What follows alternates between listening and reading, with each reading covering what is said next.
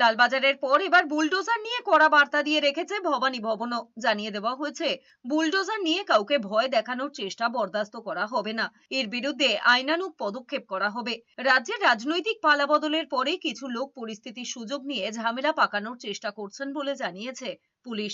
ইতিমধ্যেই তাদের চিহ্নিত করার প্রক্রিয়াও শুরু হয়েছে। রাজ্যে রাজনৈতিক পালাবদলের পর থেকে বিভিন্ন জায়গায় ভোট পরবর্তী অশান্তির অভিযোগও উঠে এসেছে।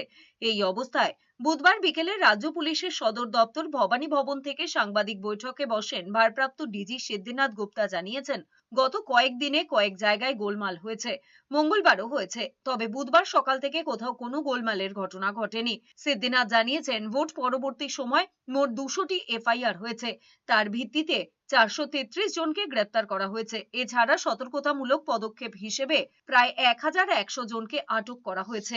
রিজাল্ট ডিক্লেয়ার হয়েছে, তখন থেকে অনেকগুলো ঘটনা হয়েছে, যার মধ্যে ইন্টিমিডেশন, অ্যাসল্ট কিংবা থ্রেটনিং এরকম ঘটনা হয়েছে। তার উপরে আমরা মোর দেন 200 এফআইআর আমরা লঞ্চ করেছি। আর ওই এফআইআর মধ্যে আমরা ইনভেস্টিগেশন করে 433 পার্সন অ্যারেস্ট করেছি। এছাড়া আমরা প্রিভেন্টিভ সেকশনে মোর দেন 1100 পার্সন অ্যারেস্ট করেছি। তারপরে আজ সকাল থেকে কোনো ঘটনা নেই, কোনো ইন্টিমিডেশন কিংবা কোনো ভায়োলেন্ট ঘটনা কিছু নেই।